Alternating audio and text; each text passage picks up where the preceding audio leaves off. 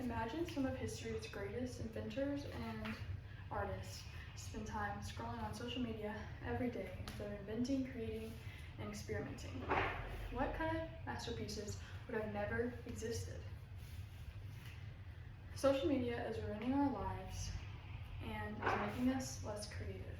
I personally noticed this through just the world around me, how so many things have become more modernized, like restaurants, houses, and even cars.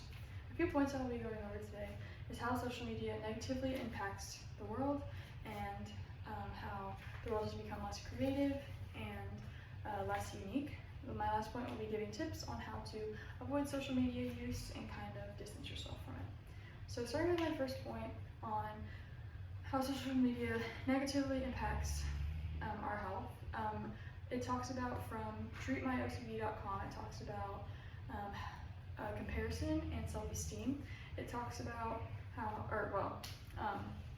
social media can be a really big comparison part of the internet, just because like Instagram, you get on Instagram, you see a bunch of models, you see influencers, oh, I don't look like that, I wanna, I wanna dress like that, things in general like that can just give you so much comparison, and that's just not really good for our mental health at all.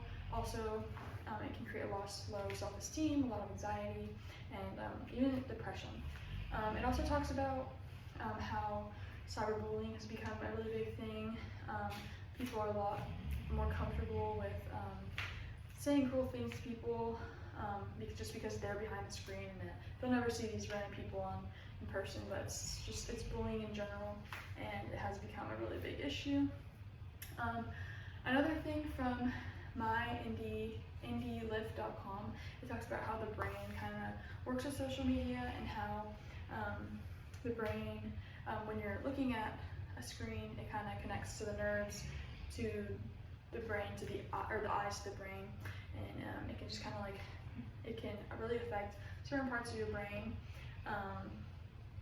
and influence different parts of your brain as well, like your cognitive processing and the way you feel about yourself, which is a really big thing, the way that you feel about yourself. So when you're looking at something or something that gives you like a feeling, it might make you feel like more isolated, more different. It might give you a little bit of anxiety. So those are a few things that can negatively impact you. I'd like to move on to my second point, which is about how the world has become less creative and less unique. So from Scholar Archive, BYU.edu, it talks about how us as humans have had more or less of an attention span because since we scroll so much on social media, we have short little clips of videos, so we don't have to stay and watch for a whole video. And we also have, when we search things up on a phone, it gives us the answer right away. You don't have to go look at an article or anything. And so that gives us less of an attention span. It also talks about motivation, how we have less motivation to do things because social media gives you addiction and comparison, and that leads to the loss of motivation. So loss of motivation to do things like crafting, or doing an art project. And also going back to the attention span thing, we don't have a lot of attention span to stay on a certain project or a craft, or maybe even a book. Even listening to someone talk for somewhat of a long time, that can really affect us. And then another thing from bswhealth.com talks about, it talks about how studies have shown that people who tend to scroll on social media more and have a lot of screen time have felt more isolated and disconnected from the real world, and that's just not a good trait to have, because we should be social. We're supposed to be social, talking to each other. And so I'd like to move to my next point of how to prevent these things. So a few tips I have from providenceproject.org talks about self-control, so how we can limit apps and put screen time on our phones. It also talks about spending time offline, and so like reading books, going outside, doing more crafts and stuff, going on a walk, things like that. A few other things that it talks about is how putting our phones in the bedroom, putting our phones outside of the bedroom so we don't tend to go on it at night, or get on social media at night and stuff, and that can also kind of cause like sleep problems and stuff if we stay up on our phones too much.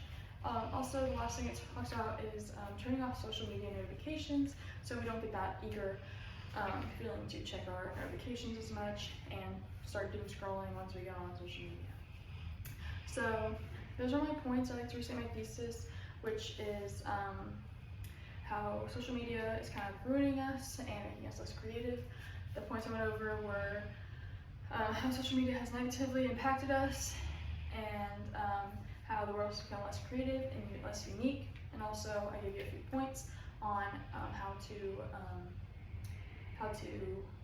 avoid social media addiction.